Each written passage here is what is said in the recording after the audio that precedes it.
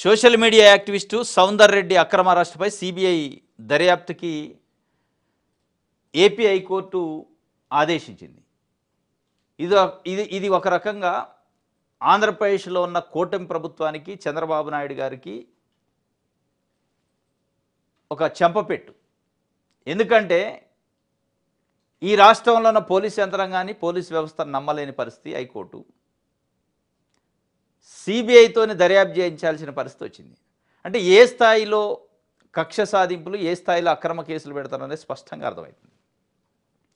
పదే పదే చంద్రబాబు నాయుడు గారు చెప్తా ఉంటారు, నాకు కక్ష సాధింపు, రాజకీయ వేధింపులు నాకు నచ్చదు అంటారు. కానీ మీకు నచ్చదంటున్నారు. మీ ప్రభుత్వం వచ్చి 14 నెలలు అయిన తర్వాత హైకోర్టు డైరెక్ట్గా 1 కాదు 2 కాదు అనేక సందర్భాల్లో మీ ప్రభుత్వం పైన ఆగ్రహం వ్యక్తం చేసింది. ఆగ్రహమే కాదు, ఈ సిబిఐ దర్యాప్తే కాక దీనికంటే ముందు నాకు తెలిసి ఏప్రిల్ మే నెల అనుకుంటా, హైకోర్టు రాష్ట్ర అత్యున్నత న్యాయస్థానం రాష్ట్రంలో ఉన్న పోలీస్ యంత్రాంగానికి, రాష్ట్రంలో ఉన్న మెజిస్ట్రేట్లకి, అంటే జిల్లా కోర్టులలో ఉండే జడ్జెస్కి ఆదేశాలు ఇచ్చింది. రిమాండ్లు అడ్డగోలుగా చేయొద్దు, మీరు పోలీసులు తెచ్చిచ్చిన కాగితాన్ని గుడ్డిగా నమ్మి రిమాండ్ చేయొద్దు, రిమాండ్ చేసే ముందు దాంట్లో ఉన్న పూర్వాపరాలు పరిశీలించండి, సుప్రీంకోర్టు హైకోర్టుల ఆదేశాలని పాటించండి, గైడ్లైన్స్ని పాటించి చేయండి. ఎందుకంటే పోలీసులు అడ్డగోలుగా రాజకీయ వెండేటాతోని, పొలిటికల్ వెండేటాతోని కేసులు పెడతారు, ఇది తప్పు అని చెప్పి సర్క్యులరే ఇచ్చింది.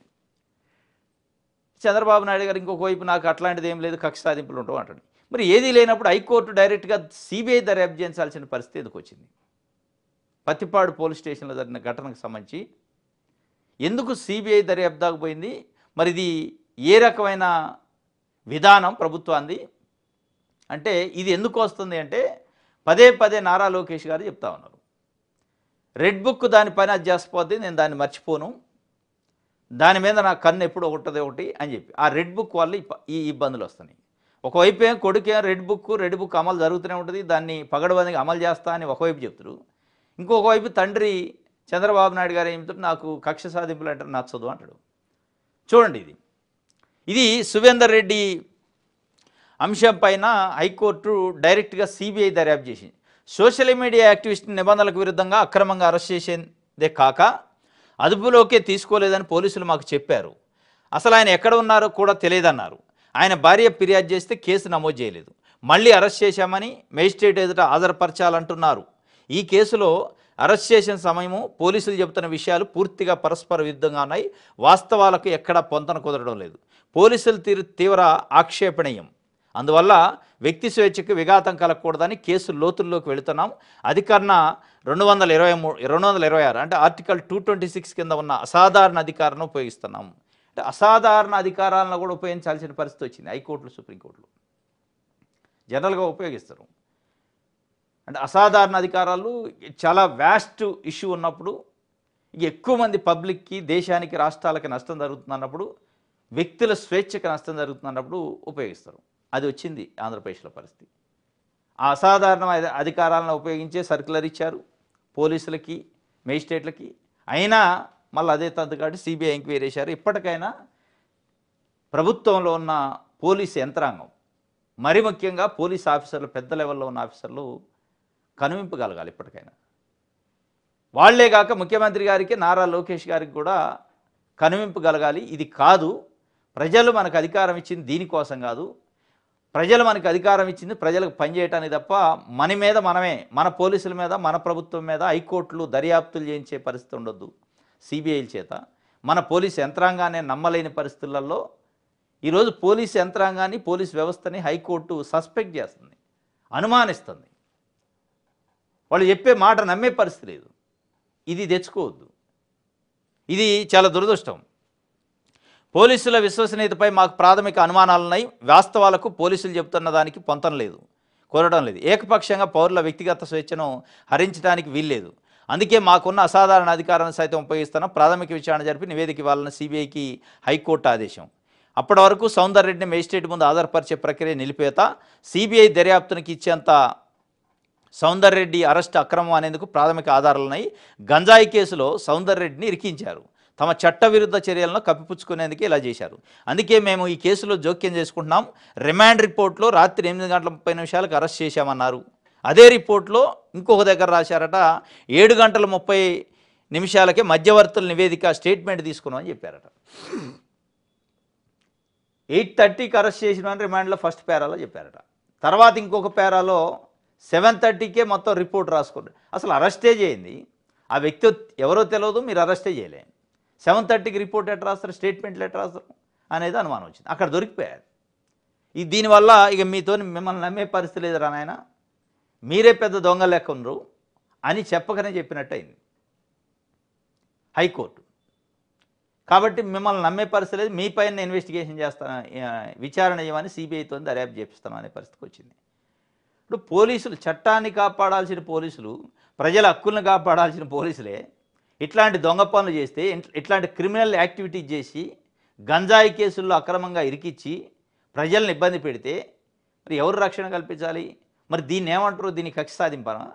ఒక సోషల్ మీడియా యాక్టివిస్టు ప్రభుత్వానికి వ్యతిరేకంగా ఒకళ్ళు పోస్ట్ పెడితే ఏం కొంపలు మునుగుతాయా? ప్రభుత్వం కూలిద్దా? కూలదు కదా. ఆ సువేందర్ రెడ్డి ఎవరో అసలు మీరు కేసు పెట్టే వరకు బయట ప్రపంచానికి తెలియదు, ఆ ఏరియా తప్ప. మీరు ఈరోజు బయట ప్రపంచాన్ని తెలియజేశారు. ఏమవుతుంది? ఒకవేళ సోషల్ మీడియాలో పెట్టినంత మాత్రంలో కొంపలు మునిగేది ఉందా, లేదా ప్రభుత్వాలు కూలేది ఉందా? మీరు ఏదైనా ఉంటే నిజంగానే ఆ సోషల్ మీడియా యాక్టివిస్ట్ చెప్పింది ఏమన్నా ఆ విమర్శలో నిజం ఉంటే కరెక్ట్ చేసుకుని, నిజం లేకపోతే ఖండించండి. సింపుల్ కదా. ఇట్లా మీరు చెప్పుకుంటూ పోతే స్వయంగా Hindupuram MLA, Telugu Desam party MLA Lokesh గారి మామ, చంద్రబాబు నాయుడు గారి ఈయంకుడు, బావమర్ది, స్వయంగా మొన్న అసెంబ్లీలో సినీ నటుడి చిరంజీవి గారి పైన, మాజీ ముఖ్యమంత్రి వైఎస్ జగన్మోహన్ రెడ్డి పైన అనిశ్చితమైన వ్యాఖ్యలు చేసిన ఆన్ హౌస్ ఏ కేసు పెట్టాలిగా? మరి పెడతారా? సామాన్య సోషల్ మీడియా యాక్టివిస్టు ప్రభుత్వం పైన ఒక పోస్ట్ పెడితే ప్రభుత్వం లోపాలని ప్రశ్నిస్తే కేసు పెట్టారు, గంజాయి కేసు. మరి బాలకృష్ణ గారి పైన ఏం పెట్టాలా? సైకోను కలవటానికి పోయారు అని చెప్పి డైరెక్ట్గా ఆయన కామెంట్ చేసిండు, అటు చిరంజీవి పైన, ఇటు జగన్మోహన్ రెడ్డి పైన. వాడెవడు అడగడానికి ఈడెవడని, వాడు ఈడే ఆ భాష బయట ఏదో ప్రైవేట్ మీటింగ్లో మాట్లాడి ఆయన అసెంబ్లీ వేదికగా ఆన్ రికార్డు ఉంది. ఆ రికార్డు నుంచి కూడా తొలగించలే కనీసం. అది మాజీ ముఖ్యమంత్రి 5 సంవత్సరాలు ఈ రాష్ట్రానికి ముఖ్యమంత్రి చేసిండు, 5 సంవత్సరాలు ప్రతిపక్ష నేత చేసిండు, ఇప్పుడు ప్రతిపక్ష పార్టీకి అధ్యక్షుడిగా ఉండు. కనీసం గౌరవం లేకుండా ఆ సైకో గాడిని కలవటానికి వెళ్ళారు. వెళ్ళేటప్పుడు వాడవుడు ఈడవుడు గట్టిగా అడిగారంటున్నారా, తప్పు అని చెప్పిండు.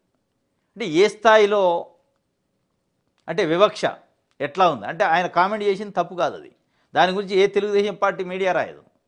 అదే స్థాయిలో చంద్రబాబు నాయుడు గారినో, తెలుగుదేశం పార్టీలో ఉన్న నాయకులను, వేరే మామూలు సామాన్య కార్యకర్త మాట్లాడినా చూసినవా, విలువలు, నైతిక విలువలు, వాల్యూస్ లేవు, పెద్ద లేదు, చిన్న లేదు అనేటోళ్ళు.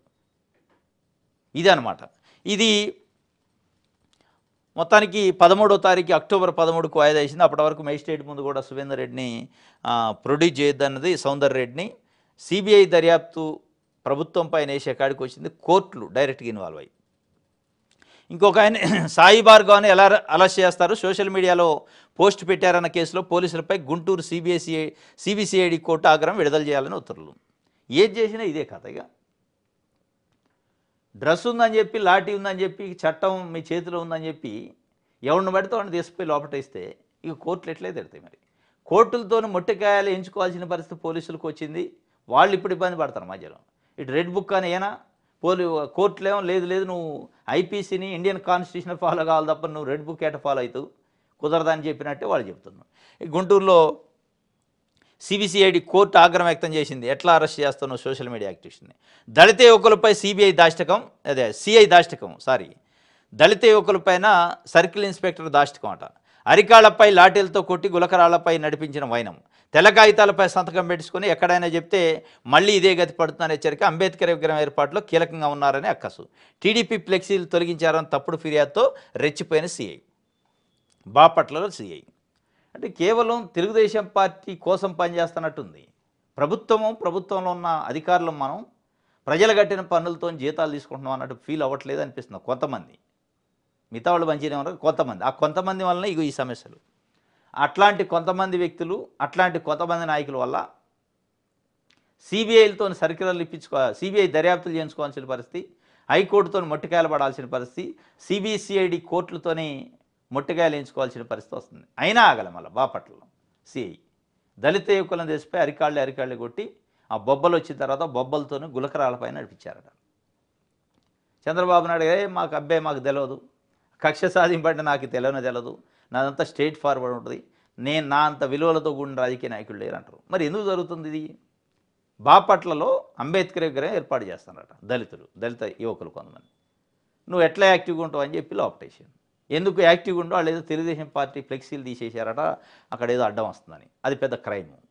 తెలుగుదేశం పార్టీ ఫ్లెక్సీ తీసేస్తేనే క్రైమ్ అయితే, స్వయంగా ఎమ్మెల్యేలు మంత్రులు కూడా కీలకంగా వ్యవహరిస్తున్న ప్రభుత్వంలో ఉన్న వ్యక్తులు కూడా అసభ్యకరమైన లాంగ్వేజ్ మాట్లాడుతున్నారు బయట, ప్రజల్ని, నాయకుల్ని, ప్రతిపక్షాన్ని. ఏమనాలి మరి?